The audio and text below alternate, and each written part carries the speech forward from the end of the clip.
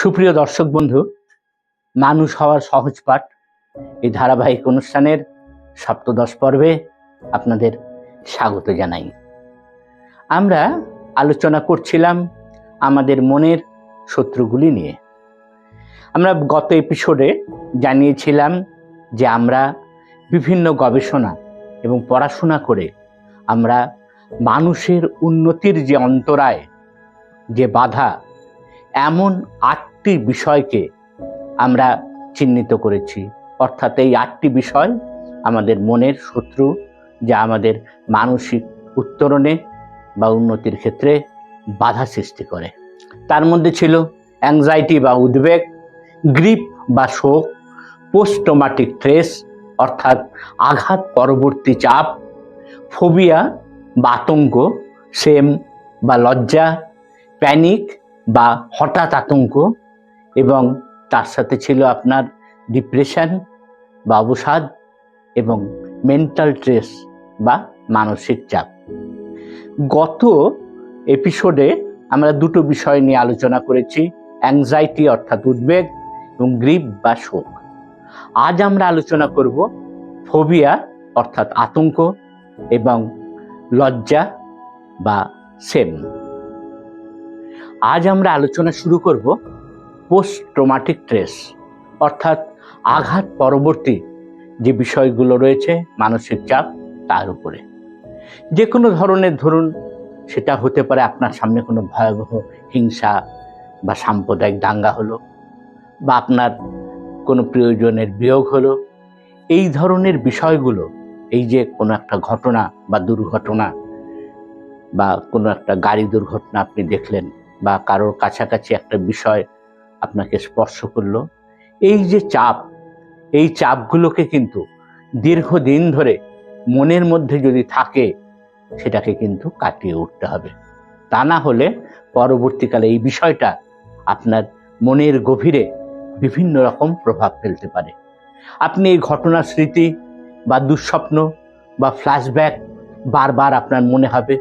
হঠাৎ করে কোনো একটা শব্দ হলো, আপনি হয়তো আতঙ্কিত হয়ে উঠলেন, বা কোনো একটা ভিড় পরিস্থিতির মধ্যে আপনি গেলে হয়তো দেখা যাচ্ছে আপনার মধ্যে একটা প্রচণ্ড রকমের অস্বস্তি বা একটা আতঙ্ক তৈরি হতে পারে। এর ফলে কি হবে, আপনার মনের যে একাগ্রতা, সেটাও কিন্তু নষ্ট হয়ে যাবে, এবং দৈনন্দিন যে কাজ, যেগুলো নিত্যদিন আপনাকে করতে হয়, সেগুলোও কিন্তু একদম বিঘ্ন হয়ে যেতে পারে।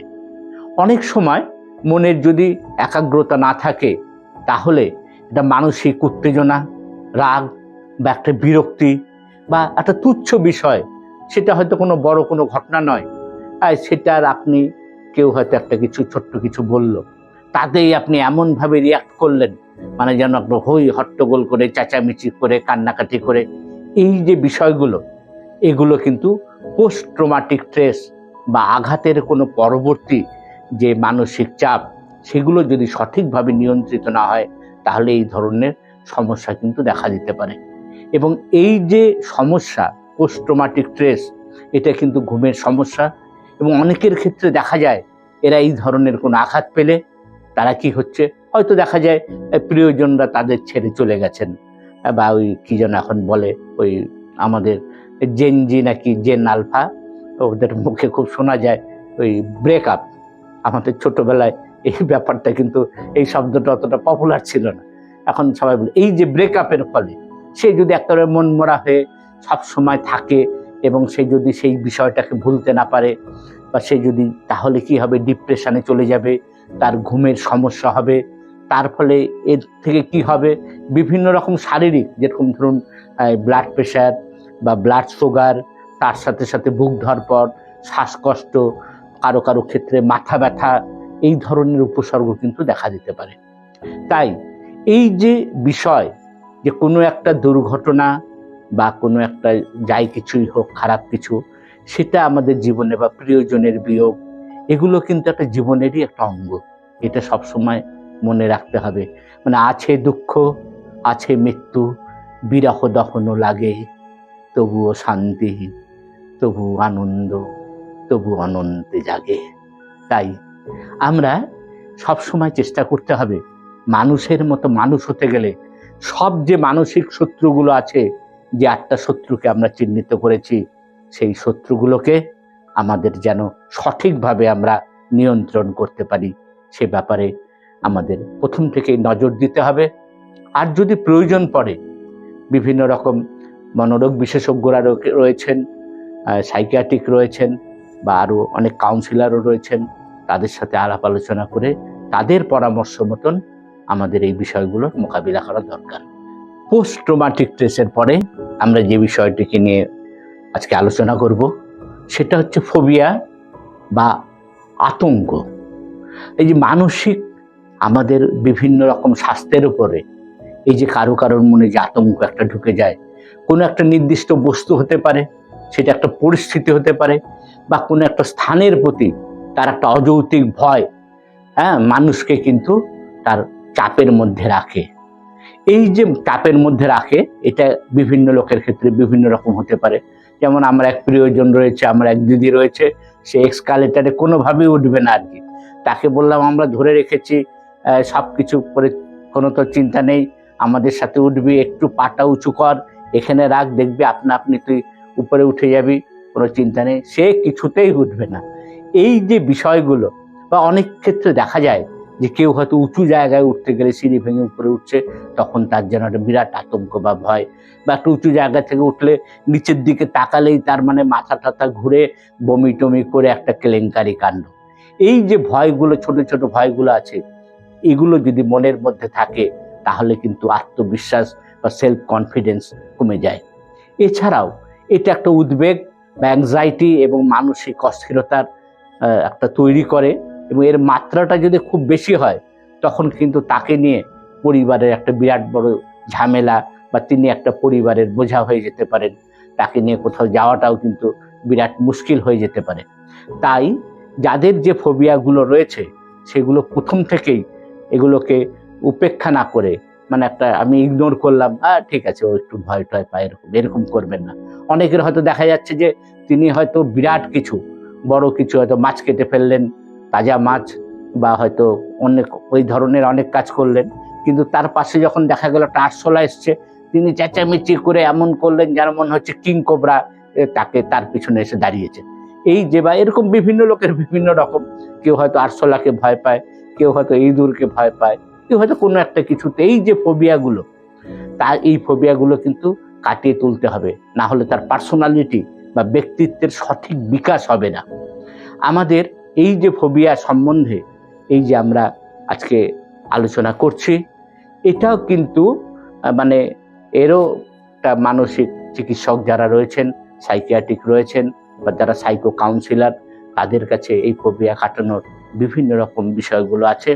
এবং আরেকটা বিষয় যেটা মাথায় রাখতে হবে, এগুলোকে মানে সমূলে বিনাশ বা অঙ্কুরে বিনাশ করতে হবে। মানে তার একটা কারো দুর্বলতা আছে, সেই দুর্বলতাটা বা তার একটা ফোবিয়া বা আতঙ্ক আছে, সেই আতঙ্কটাকে প্রথম থেকে যদি আমরা কন্ট্রোল না করি, তাহলে কিন্তু খুব মুশকিল। আরেকটা বিষয় মনে রাখবেন, এখন আমাদের এই পৃথিবীটা খুব ছোট হয়ে যাচ্ছে, ছোট প্রতিদিনই ছোট হচ্ছে। আগে আমাদের কেউ মানে একটা ব্যাপার ছিল, ওর ছেলে না ম্যাড্রাসে কাজ করে, এরকম ব্যাপার ছিল।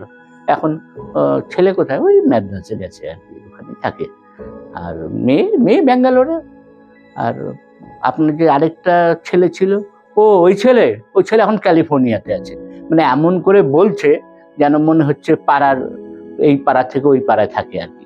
তো এই যে বিষয়গুলো, এখন পৃথিবী ছোট হয়েছে, এবং কোন মানুষকে কোথায় যেতে হবে তার কিন্তু কোনো সীমানা নেই।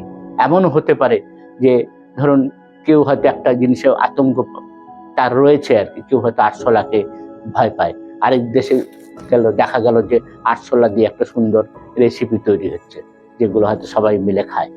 তো এই যে বিষয়গুলো, তো আমরা প্রথম থেকে যদি এই ছোট ছোট বিষয়গুলো কাটিয়ে উঠতে না পারি, বা আমরা যদি অবজ্ঞা করি, আমরা যদি এগুলোকে ইগনোর করি, পরবর্তীকালে এটাই কিন্তু একটা বড় সমস্যা হয়ে দাঁড়াতে পারে।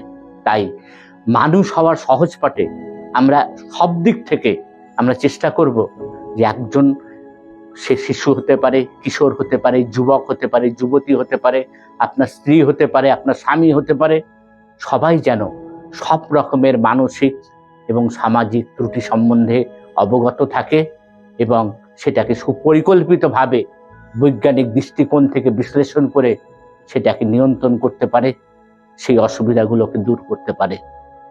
বন্ধু, আগেও যে কথা বলেছি, এই যে বিষয় যেটা নিয়ে আমরা আলোচনা করছি, এটা কিন্তু ধনী দরিদ্র, যে কোনো জাত, যে কোনো ধর্মের, যে কোনো ভাষাভাষীর মানুষ, এই সমস্যাগুলো কিন্তু সবার রয়েছে।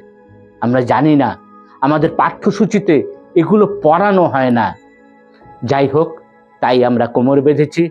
আমাদের সাথে আরো কিছু স্বপ্নালু চোখের তরুণ তরুণীরা রয়েছেন, যারা নিরন্তর গবেষণা করছেন আমাদের এই বিষয়গুলো নিয়ে।